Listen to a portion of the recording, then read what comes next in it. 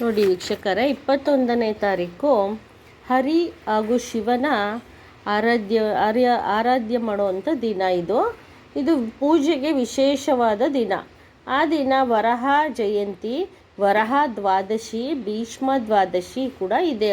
ಆ ದಿನ ಎರಡು ಒಂದೇ ದಿನ ಬಂದಿದೆ. ಯಾಕೆ ಅಂದರೆ ಬೆಳಗ್ಗೆ ಸೂರ್ಯನ ಸ್ಪರ್ಶ ಮಾಡ್ತಾ ಇರುವಂಥದ್ದು ದ್ವಾದಶಿ. ಆದ್ದರಿಂದ 21ನೇ ತಾರೀಕು ಕೂಡ ದ್ವಾದಶಿ ಇದೆ. ದ್ವಾದಶಿ ಪ್ರದೋಷ ವ್ರತ ಕೂಡ ಇದೆ.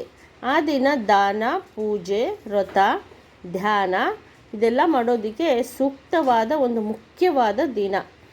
ಆ ದಿನ ನೀವು ಏನೇ ಮನೋಕಾಮನವನ್ನು ಏನೇ ಕೇಳ್ತೀರಾ ಆ ದಿನ ಪೂರ್ತಿ ಆಗುತ್ತೆ. ನಿಮ್ಮ ಮನೋ ಇಚ್ಛೆ ಏನಿರುತ್ತೆ, ನಿಮಗೆ ಸಂಕಲ್ಪ ಏನು ಮಾಡ್ಕೊಳ್ತೀರಾ ಅದು ಪೂರ್ಣ ಆಗುತ್ತೆ ಆ ದಿನ. ಯಾಕೆ ಅಂದರೆ ದ್ವಾದಶಿ ಮತ್ತು ಪ್ರದೋಷ ಒಂದೇ ದಿನ ಬಂದಿರೋ ಅಂಥದ್ದು. ಇದು 21ನೇ ತಾರೀಕು ವಿಶ್ವ ದ್ವಾದಶಿ ಕೂಡ ಇದೆ. ಅದರಿಂದ ಅವತ್ತು ನೀವು ಒಂದು ಗ್ಲಾಸಲ್ಲಿ ನೀರು ಹಾಕ್ಕೊಂಡು ಆ ನೀರನ್ನು ನೀವು ಅದರೊಳಗೆ ಕುಂಕುಮ ಹಾಗೂ ಎಳ್ಳನ್ನು ಹಾಕ್ಕೊಂಡು ನೀವು ಸೂರ್ಯದೇವನಿಗೆ ಅರ್ಘ್ಯ ಬಿಟ್ಟರೆ ನಿಮ್ಮ ಪಿತೃದೋಷ ಕೂಡ ಮುಕ್ತಿಯಾಗತ್ತೆ. ಪಿತೃದೋಷ ಎಲ್ಲ ನಿಮಗೆ ಶಮನ ಆಗತ್ತೆ. ಆ ದಿನ ಪೂಜೆ, ಅರ್ಚನಾ ಮತ್ತು ಯಜ್ಞ ಯಾಗಾದಿಗಳು ಕೂಡ ಮಾಡ್ಬೋದು ಆ ದಿನ. ಮತ್ತು ಆವತ್ತು ಯಾರಿಗಾದರೂ ಪ್ರಾಪರ್ಟಿ ಲಿಟಿಗೇಷನ್ಸ್ ಇದ್ದರೆ, ಜಮೀನು ಹಾಗೂ ಸೈಟು, ಮನೆ ಯಾವುದೇ ಆಗಲಿ ಲಿಟಿಗೇಷನ್ಸ್ ಇದ್ದರೆ ಆ ದಿನ ನೀವೇನೇ ಸಂಕಲ್ಪ ಮಾಡಿಕೊಂಡು ಅದ್ರ ಬಗ್ಗೆ ನೀವು ಪೂಜೆ ಮಾಡೋದ್ರಿಂದ, ಕೇಳ್ಕೊಳ್ಳೋದ್ರಿಂದ ಅದೆಲ್ಲ ಸಾಲ್ವ್ ಆಗತ್ತೆ. ಮತ್ತು ಬುಧ ಪ್ರದೋಷ ಆ ದಿನ ಇರೋದ್ರಿಂದ ಬುಧವಾರ ಸೋಮಪ್ರದೋಷ ಅಂತಲೂ ಹೇಳ್ತಾರೆ. ಅವತ್ತು ಟೈಮಿಂಗ್ಸ್ ನೋಡಿ, ಬೆಳಗ್ಗೆ 6:39ರಿಂದ ಸಂಜೆ 9-8ರವರೆಗೆ ಮಾತ್ರ ಇದೆ. ಆ ಸಮಯದಲ್ಲಿ ಇಷ್ಟು ಸಮಯ ಒಳಗಡೆ ನೀವು ಈ ಹೇಳಿರೋ ಅಂಥದ್ದೆಲ್ಲ ನೀವು ಶಿವಾರಾಧನೆ, ಪ್ರದೋಷಾರಾಧ, ಸೂರ್ಯ ಅರ್ಘ್ಯ ಹಾಗೂ ಸೋಮಪ್ರದೋಷ ದಿನ ನೀವು ಇದೆಲ್ಲ ಮಾಡೋದ್ರಿಂದ ನಿಮ್ಮ ಎಲ್ಲ ಕೆಲಸಗಳ ಕೈಗೂಡುತ್ತೆ. ಆ ದಿನ ನೀವು ಶಿವನಿಗೆ ವ್ರತ ಮಾಡಬೇಕು, ಉಪವಾಸ ಮಾಡಿ ನೀವು ಶಿವಾರಾಧನೆ ಮಾಡಬೇಕು. ಮತ್ತು ಸಂಜೆಗೆ ನೀವು ನವಗ್ರಹ ಎಲ್ಲ ನೀವು ಪೂಜೆ ಮಾಡ್ಕೋಬೇಕು. ಹೋಗಿ ಶಿವನಿಗೆ ಅವತ್ತು ಅಭಿಷೇಕ ಕೊಡೋದ್ರಿಂದ ನಿಮಗೆ ಬಹಳ ಒಳ್ಳೆಯದಾಗತ್ತೆ.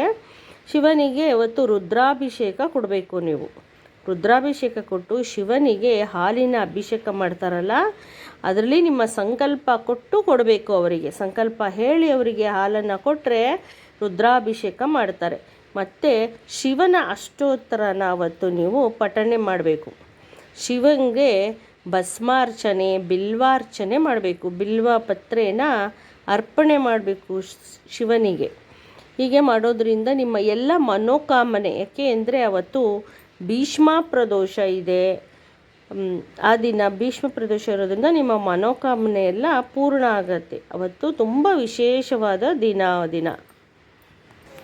ಮತ್ತು ಆ ದಿನ ನೀವು ಅಭಿಷೇಕ ಎಲ್ಲ ಹಾಗೆ ಮುಗಿಯುತ್ತೆ. ಸಂಜೆಗೆ ನೀವೇನು ಮಾಡಬೇಕು, ಪ್ರದೋಷ ಕಾಲದಲ್ಲಿ ನೀವು ಶಿವಪ್ಪನಿಗೆ ಬೆಲ್ಲದ ಆರತಿ, ತುಪ್ಪದ ಬತ್ತಿ ಮಾಡಿ ಅದರೊಳಗೆ ಬೆಲ್ಲದ ಆರತಿ ಮಾಡಿ ನೀವು ಶಿವನಿಗೆ ಆರತಿ ಮಾಡುವಂಥದ್ದು. ನೋಡಿ ವೀಕ್ಷಕರೇ, ನಾನು ಒಂದು ಗಾಯತ್ರಿ ಮಂತ್ರ, ರುದ್ರ ಗಾಯತ್ರಿ ಮಂತ್ರನ ಹೇಳ್ತೀನಿ. ಇದು ಪವರ್ಫುಲ್ ಆದಂಥ ಮಂತ್ರ. ಇದನ್ನು ನೀವು 21 ಬಾರಿ ಹೇಳ್ಬೋದು. ಇದನ್ನು ನೀವು ಹೇಳ್ಕೊಳ್ಳಿ. ನಾನು ಹೇಳ್ತೀನಿ ನೋಡಿ, ಕರೆಕ್ಟಾಗಿ ಕೇಳಿಸ್ಕೊಳ್ಳಿ. ಓಂ ತತ್ಪುರುಷಾಯ ವಿದ್ಮಹೇ ಮಹಾದೇವಾಯ ಧೀಮಹೇ ತನ್ನೋ ರುದ್ರ ಪ್ರಚೋದಯಾತ್. ಓಂ ತತ್ಪುರುಷಾಯ ವಿದ್ಮಹೇ ಮಹಾದೇವಾಯ ಧೀಮಹೇ ತನ್ನೋ ರುದ್ರಃ ಪ್ರಚೋದಯಾತ್. ಓಂ ತತ್ಪುರುಷಾಯ ವಿದ್ಮಹೇ ಮಹಾದೇವಾಯ ಧೀಮಹೇ ತನ್ನೋ ರುದ್ರಃ ಪ್ರಚೋದಯಾತ್.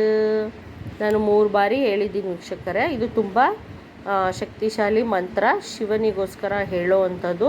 ನಿಮ್ಮ ಎಲ್ಲ ಸಂಕಟಗಳೆಲ್ಲ ದೂರ ಆಗಲಿ. ಇದನ್ನು ನೀವು ಒಂದು ಸಂಕಲ್ಪ ಮಾಡಿಕೊಂಡು ಹೇಳಿರೋ ಹಾಗೆ ನೀವು ಮಾಡಿ ಮಂತ್ರನ ನೀವು ಪಠಣೆ ಮಾಡಿ ಮತ್ತು ದೇವರೆಲ್ಲ ನಿಮಗೆ ಒಳ್ಳೇದು ಮಾಡಲಿ. ತ್ರಯೋದಶಿ ದಿನ ನೀವು ಮಾಡೋದ್ರಿಂದ ನಿಮಗೆಲ್ಲ ಒಳಿತಾಗುತ್ತೆ ವೀಕ್ಷಕರೇ. ಮತ್ತು ನಮಸ್ತೆ.